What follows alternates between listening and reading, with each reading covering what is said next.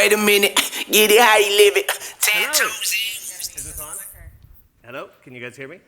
All right, cool. Nice choice with the music over there, dude. I'm glad I'm here with you guys. This is actually most of you guys probably don't know who I am. I'm a super proud dad. My daughter is turning 18 this year, which is really weird for me because, and I always get the look, I had her when I was 16 years old. Well, her mom had her, but we were 16 years old when we had her. And the reason that I'm so incredibly passionate about the topic that we're going into now is because there's a lot of regret with time that gets passed. And it's like, I love that she just spoke on this, and it's something that in hindsight we have perfect clarity on, but unfortunately we don't when we're in the moment. And these two photos, the one on the left, that stupid little douchey Justin Bieber-haired kid wearing the Affliction shirt, that, whether we know it or not, we are all, as we speak right now, writing words into a chapter of our books of life. And we could be doing it with intention, or we could be doing it with none. And this represents the representation of, or the introduction of my personal favorite character that was ever introduced into my book. And not gonna tear up. 2 weeks ago, this photo on the right, this represents the conclusion of literally what is some of my favorite chapters. And she called me and she gave me, whether she knows it or not, she gave me a surprise that was literally the best gift that she could have ever given me. And she said, hey, before I go, and she goes, hey, before I go to prom, will you be my dinner date? And literally I was like, yeah, yes, of course I will. So I get excited, and I end up rushing to this restaurant, and I'm putting together a surprise for her. And I get that all set up, and I'm waiting for her to arrive out front, and I was nervous, and I'm really gonna try not to. I was so insanely nervous, for whatever reason, I have no idea why, she's my daughter. But she turned the corner, and she had her little prom dress, and she had her little bouquet, and she literally looked as beautiful as a human being could possibly look. And as she started walking towards me, big tough guy, promise. As she started walking towards me, literally just 18 years worth of chapters that have already been come and gone, they just came crashing in on me. And immediately I break down and I start crying, and she starts tearing up, and she's like, Dad, what's wrong? I was like, nothing, I promise you, it's the opposite of wrong, but I just can't believe how fast this went by. And that stupid little kid holding the kid didn't know any better. I just knew, I was a hard worker. I knew I didn't want to statistically be a number that people talk about on 16 and pregnant. I wanted to make sure that we were able to provide a life for her that I was going to be proud of and that she would enjoy living. And so when we did this, I just kind of had this realization that so many things I would go back and rewrite if given the ability. There's so many of those pages that if you gave me the ability to go rewrite them, I would. But we can't. And that stupid little kid didn't know any better. He just knew, double down, work hard, do more, and you hear this crap being spoken on stage all the time. And it's like, if you're somebody who's already working, if you're somebody who's already doing the output that you need to be doing, and we're stuck and we're not getting the results, doing more output isn't going to be the solution for us. And what I'm gonna focus on, and what I wish I could go back in time and make that kid realize, is the very thing that I'm gonna try to remind you guys of today. And it's that if we follow processes and if we improve the skill sets that allow us to create better results out of the output that we're already doing, we can live a more balanced life. We can live with a lot more memories and a lot less regret over the pages that we've been writing. There you go. It didn't switch. What did I screw up? What's happening? One more. Okay, cool. So, as you guys know, the market shifted quite a bit, and unfortunately, a lot of agents haven't shifted with it. And this is something that I personally enjoy about life, and especially in our business, is it does not reward effort. It does reward results. And the low-hanging fruit that was so abundantly available for every single one of us for the longest time, that fruit has disappeared. And agents got really, really accustomed to staying fat, fed, and happy off of low-hanging fruit that, frankly, we didn't have to work hard for. And it's like I started back in 2008 in Las Vegas, and the market sucked back then. And I was really grateful because I was taught you have to be a nurturer. You have to be willing to deal with and stay in relationship with and keep proximity to people who aren't ready to buy a house or write a check today. And the best agents understand that. But a lot of people haven't experienced this more difficult market. They've never been trained the skill sets that they need because there's plenty of fruit up in that tree. The problem is agents don't have the skill set to be able to climb up and nurture a lead past day one. And it's a huge issue. And it's like the agents, you just saw their growth. There are agents right now that are absolutely crushing it with their growth, and they're having the best years that they've ever had. And it's not because they're lucky, it's because they're being intentional in the areas that actually make agents successful. The 4 pillars, I saw the title, it disappeared. I was like, what did I screw up on that slide? Came next. So for me, and for us to go into this, like we really need to understand the 4 pillars that I think are the pillars that contribute to an agent's success or their failure.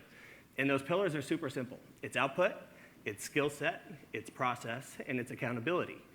And output is all the things that you do, all the money that you spend, all the time that you invest doing the things that create conversations with people who are looking to buy or sell real estate. That's output. The problem is we were accustomed to being able to have conversations one time with somebody and be able to have a committed, loyal client. Today, we have to be so much more consistent and we have to be willing to be so much more accountable to following a follow-up cadence that's going to keep us in proximity long enough and close enough to whenever these people do become ready to transact, you're going to be the one who's earned the opportunity. And we all know there's a million statistics about agents only follow up X amount of times, blah, blah, blah, blah, blah. You guys have heard it and you've seen it. But I have a rule, and it's a rule that was instilled in me by my mentor, Frank Napoli Sr. He was a legend in Vegas. Unfortunately, we lost him to cancer. But he had a rule that he taught me, and I encourage you to write it down and to live by it because it served me very well, is they either buy, die, or they file a restraining order. Until one of those things occurs, you don't stop following up. And I lived by that. And we actually I didn't get a restraining order, but I got a call from somebody who was like, please tell this kid to leave me alone.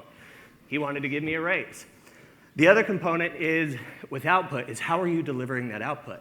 This is a huge problem that people have today because we are all hiding behind digital communication. We are hiding behind a method of communication that is absolutely guaranteed to get you the worst results you can possibly get, text.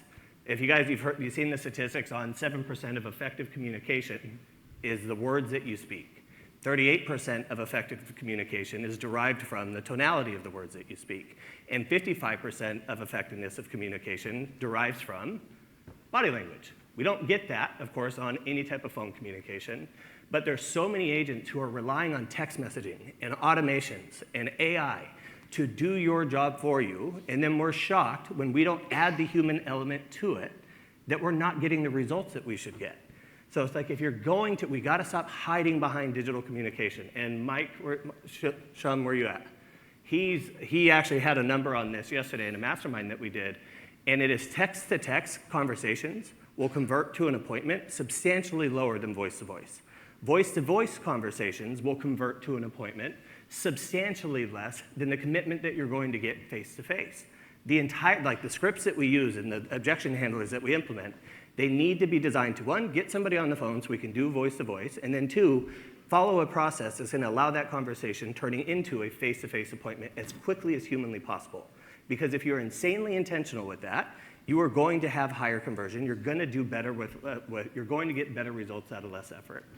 And then the other component is we have to be accustomed to the fact that we're going to have conversations with people who are fearful. People who are going to say, I'm putting my plans on hold. People say that I'm waiting for the market to crash. People who say, blah, blah, whatever the million things that you should be expecting to hear, we got to make sure that we're willing to follow up with these people at a cadence that's going to keep you close. Because by the way, cadence is everything. If somebody who's going to buy, they tell you I'm a year away, and we call, text, and email, and social media, DM them, and do all that stuff every single day, that restraining order is coming.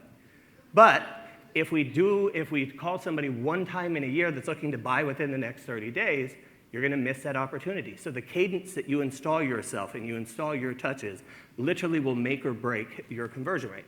And by the way, the conversion rate is something that everybody talks about, but I don't think people understand how the tiniest little micro adjustment will create a disproportionate return in revenue. And that's at a 0.2% increase in conversion will increase your commission income by as much as 25%. 0.2%. 25% increase. Each and every one of us wants it, but you got to fall in love with the process that's actually going to achieve it. The next part, output, delivers opportunity. So it throws you the ball. Your skill set is a thing that allows you to capture that ball, progress it down the field without fumbling it. It's creating the conversation. It's your ability to articulate conversations. It's your ability to articulate the complex. Why is the market in where we are? Why is it still appreciating when we're in the most expensive market of all time, but it's the most unaffordable market of all time? Why are home values still appreciating? We got to have the skill set to be able to simplify the complex and make it understandable for the people that we're talking to. And this is a thing that I know nobody wants to do. And by the way, I was this kid for a long time. If my mentor was still alive, he'd kick my ass right now for finally admitting this. But sorry for cussing. Wrote the scripts and the objection handlers that we use, that is your roadmap to getting where you want to go, period. Your scripts and the dialogues that we are using are designed to create an appointment. And if I were to tell both of you guys, hey, you got to jump in your car and you got to drive to Irvine, California, you get to use technology in your GPS. You don't get to use anything. No compass, no map, no GPS, no phone, no nothing. You both leave right now. Who's going to get there faster? She is, because she has a plan. When I get here, I'm going to do this. When I do this, I'm going to go here. You have a plan that is designed to get you from point A to point B. Your conversations and the scripts that we are using are designed to get you to a conversation, to an appointment being set. Now, if you do this, and if you're religious about it, and you hold yourself compliant to doing it every single time, I can assure you, you will see the differences. But there are so many agents out there winging it. They're doing the output. They're doing all the calls. And by the way, if you're having 100 conversations to set one appointment, I sure as hell don't need you to have 200 to set two. I don't need you to do any more output. We now got to focus on the skill set that's going to allow you to do better with the opportunities that your hard work and your money has put in front of you today. So now we're going to talk about process. Process is the thing that gets the ball to the end zone. That's how we score touchdowns. Your output created the conversations, it created the opportunity. Your skill set is the thing that allowed you to do well with that opportunity. And then the process is the organized sales process that you follow. When your job worked and you did the thing, you set the appointment, and now you are going to present yourself as an agent. Whether you know that's what you're doing or not, you're auditioning for a job. Are we showing up in a way and following an organized sales process that will create predictable outcomes with the opportunities that your hard work and your skill set created for you? And we're going to get super specific on this in a minute, I promise. And the other part here is accountability. This is the accountability for me. It's the glue that literally holds everything together. It's the accountability to doing daily standards of output. I'm going to have 5 new conversations a day. I'm going to have 5 follow-up conversations per day to ensure that I'm keeping proximity and I'm keeping in relationship with the people that I spoke to in the past. And I'm going to have 4 conversations with people who know me, like me, and trust me. They're my past clients or my sphere of influence. Because I know as long as I keep the relationship and I keep in proximity, I'm going to earn more referrals. And if I can hold myself accountable to those daily standards every single day with consistency and I don't let up, I'll win. And the other part is making sure that we continuously are improving. Because what we were doing a year ago isn't what we're doing today. The objections that we're getting today aren't, Jesus, for like 4 years, guys, since COVID, every objection, it's continuously evolving. If we were trying to use the stuff that we used back in 2008, it doesn't work today. So it's the accountability to continuously improving the skill set so that we can get better results out of the efforts that we're already putting forth. Now, I actually really appreciated Ylopo because they told me, am I ahead of schedule? That's crazy. It never happens. Ylopo told me we don't want this to be a Maverick pitch fest, which I actually appreciated. However, it is literally the reinforcement to each of those 4 pillars that we discussed. The accountability. It's the accountability to making sure that our leads are being followed up with at a cadence that's appropriate based on where they're at in their funnel. The problem that we've always had, we've had rules, but are those rules actually being complied with? And agents will be like, yep, I did that call. They didn't make the call. Yep, I did that text message. They didn't do the text message, which to me is insane, but we all know if you've run a team, this is something that agents do. So now it makes sure that they actually log the phone call. It makes sure that they log the text message. They have the ability to improve their skill set in a non-pressured environment to where they get to practice that skill set to ensure that when they actually talk to a real person, they're going to have the ability to transition that person from a conversation to an appointment being set. Another thing that you should write down, bam, fam, I don't want to forget it. Book a meeting from a meeting. Every single conversation that you have, every single person that you meet, your effort has to be, I'm going to conclude this meeting, I'm going to conclude this conversation with an attempt to set the follow-up appointment. Every single appointment, every single conversation ends with an appointment being set and or a contract being signed. And if you hold yourself accountable to that, you will start to see the needle move dramatically in your business. The other part is, and this is where I am so incredibly grateful, and you're gonna hear tons about Maverick, but I'm gonna focus on the parts that matter. I'm gonna look back at the stuff that I wish that stupid 16-year-old kid had that was working 80 hours a week for over a decade, and all the pages that I was missing out because nobody slowed me down to say, hey, you don't need more output, dummy. You need to get better at what you do. You need to get better at your scripting. You need to get better at your objection handlers. You need to get better at articulating the market so that you can create better results out of the output that you're already doing. And the way that we do that is, and I'm not going to get super specific here, but if you take an agent who dials 400 dials per month, and they make 400 calls, we have the best call time report within Maverick. And the answer rate, our dial to conversation ratio, between the hours of 9 and 11 is roughly about 10%. So they're going to have, over a month period, they're going to have roughly about 40 conversations. Now, the best call time report, this shouldn't be shocking, is we call people when they're not working. And naturally, instead of 10%, we have over 26% of people answering the phone, thus getting better results out of the same exact effort. So, and I know what the argument is, and I've heard it, because it was me who made it, and then I went and did the math on it, and I proved myself wrong. I was like, the reason we don't do the late routine is because life's gonna get in the way. You're not gonna be compliant to doing the thing that's gonna create those opportunities for you, so that's why we do it between the hours of 9 to 11, dummy, is because you're never gonna do it. If they were to do it 2 days a week, you can easily knock out 400 calls a month with 2 hours a day, 2 days a week, and you will have 102 conversations in comparison to the daily 100% compliance to a morning routine. They will have substantially more appointments and more conversations. If you guys had an extra 62 conversations, are you gonna set more appointments, yes or no? Yes. Oh shit, that wasn't me being ahead of schedule. That was the time left. Okay.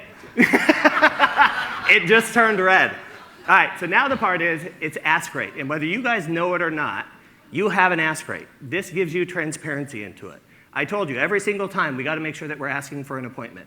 This is a real life example. Do I have a laser pointer? It doesn't matter, I don't have time. The real life example of an agent had a 10% ask rate, which means of the conversations that he had, he was only asking for the appointment 10% of the time. He had a 10% acceptance ratio. I mean, I ask you to meet with me, you accept 10% of the time. If he had 100 conversations, he asked, how many? 10. And he had a 10% acceptance ratio, he set 1 appointment. The best transparency into this metric that we got is the frequency of which you ask does not impact the acceptance rate. Thus far, if you can get somebody to ask 100% of those times, 100 conversations, and I get it, all you data nerds are gonna throw a bunch of stuff. I know there's nuances to this, and I'm very aware of that, but the principle stands. And it's if we can get them to ask 100% of the conversations, that same agent who was only able to set 10 appointments before, they're now able to set 10 versus the 1. And now we're gonna focus on the part where we get skill set to improve. Because what can you do to get more of the ask to actually accept? Do we have the ability to do that? Of course we do. But it first relies on your ability to identify what the person's pain point is so that you can leverage and position the appointment as the solution for that pain point. That's our job. Find solutions for their pain point, and if you can articulate how you are clearly the solution for it, you are going to get them to accept. So we took that same agent who had a 10% acceptance rate, and by focusing on skill set, he got up to, I think it was about a 32. I rounded to keep it super simple. So that same exact agent that was only getting 10 appointments was now able to get 30 in a month in comparison to the old version of him who didn't focus on skill set and didn't focus on the micro adjustments you can make to your process to get better results out of the same exact effort. Like, it really is important, and you gotta focus on it. I'm gonna skip that part, you guys know this. I'm gonna run out of time, so I'm gonna have to choose. I thought I was ahead of time. Our whole focus here is to make sure that you guys can unlock every single dollar in your pipeline, and you have a plan of attack to make sure that you have a plan of attack for the new leads that you guys are generating. And the way that we do that, it's super simple. You can take a picture of this. I'm gonna have to haul through it because I know we're out of time. Is you guys are gonna ask people, hey, the note is, hey Colton, it's Colton. Hey, I was just trying to update my notes. Did you ever end up finding the home you were looking for, or are you still looking?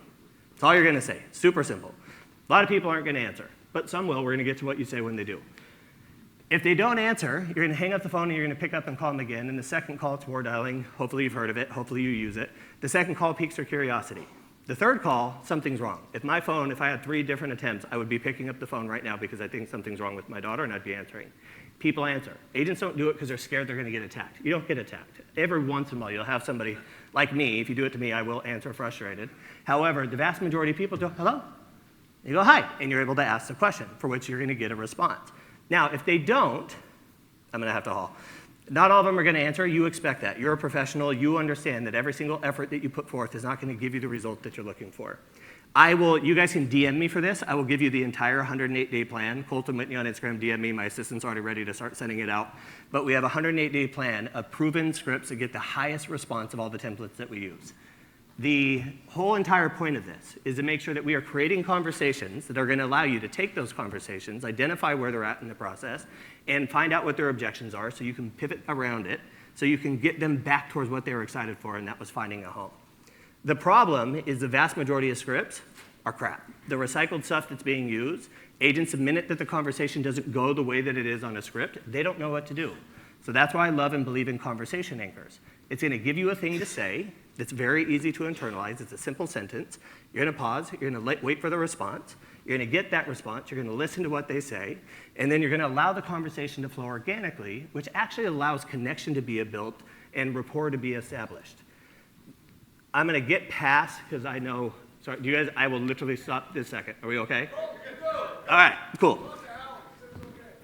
The boss said we're good. Just bring the hook whenever you're ready. So we put our plans on hold. By the way, the entire point, go generate a conversation. It takes a whole lot of priming to get the conversation. And by the way, don't be prepared for this.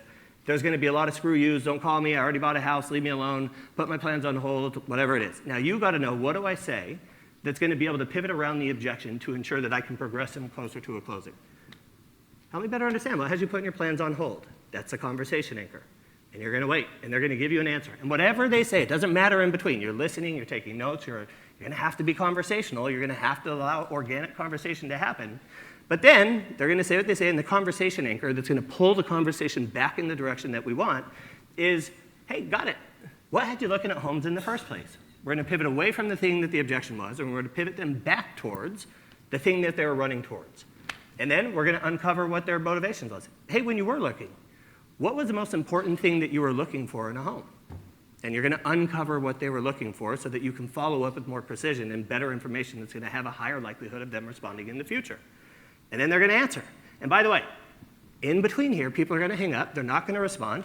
That's okay. It's not going to work 100% of the time. Our goal is, how do we progress somebody who we've never spoken to talking to you?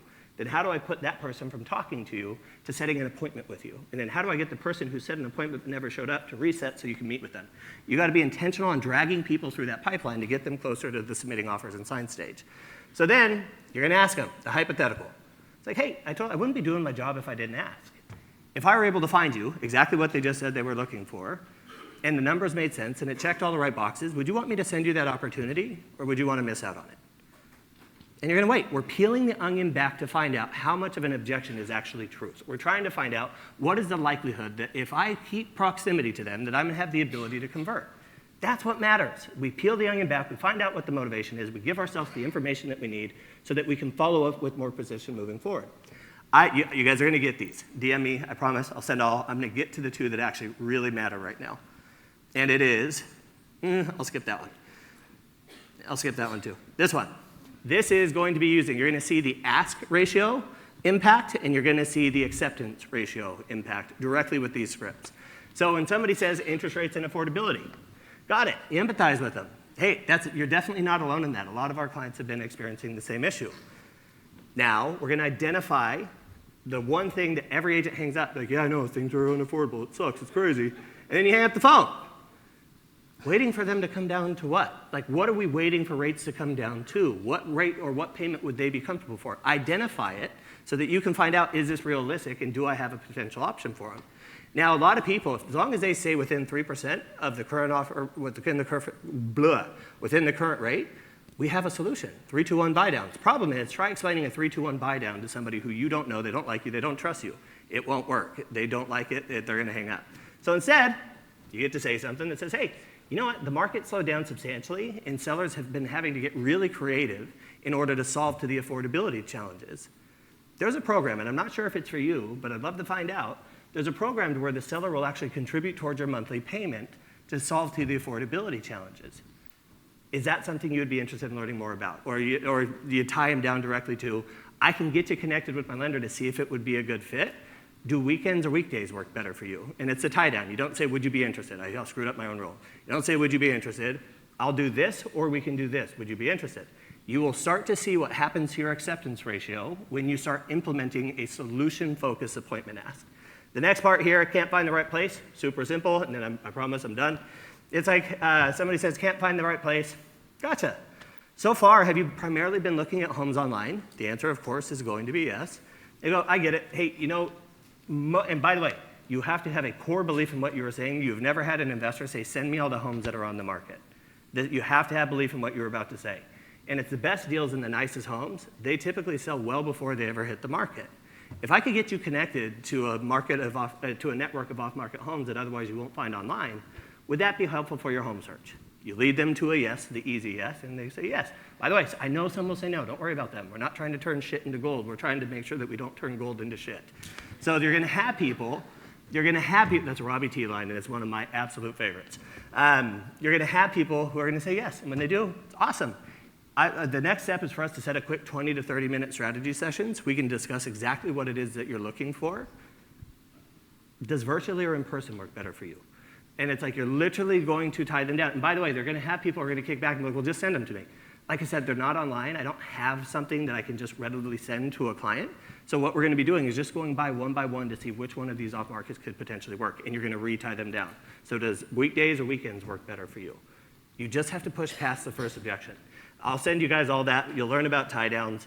I've got some additional conversation anchors that you absolutely need to internalize, because one's going to uncover whether they have a home to sell before they buy. So you just say, help me better understand your current living situation. When you DM me, we're also going to send you our power book of power questions that you guys can be asking. It's called Power Questions as a book. It's incredible. We put it into a document that's more focused towards realtors, thanks to AI. And just understand, you are going to fail. The best lead converters in the world fail 85 to 90% of the time.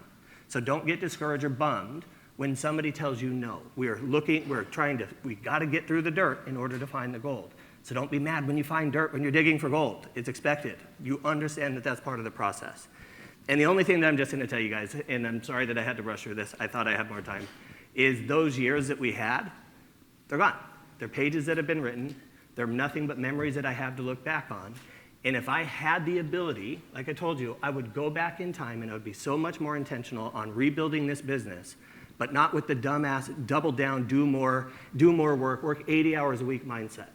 I would rebuild my business focusing on output, more efficient output, better skill sets, better processes, better systems, like Maverick, that are going to allow me to build a bigger, better business, while most importantly, while allowing me to be present. Because my whole entire focus, and so should yours, is I want my business to serve my life. I do not want it to consume it. And in order for us to do that, we have to be intentional. I understand that it's easier said than done, but I can absolutely guarantee you if you focus on this, and if you are more intentional, and if we are being very focused on getting better results out of less, we're going to live better, happier lives that our families are going to love us for. Because I know for a fact, my legacy to my daughter, the shit that every time I talk about her, I cry. The shit that she reads on my obituary, it's not going to talk about the amount of homes that I've sold. She's going to talk about how I showed up in her life, how we show up to the people who cared about us, and how we had an impact on the pages that they shared with us. So we need to just be more intentional with every single word that we write. So I'm so sorry that we went over. Thank you guys so much.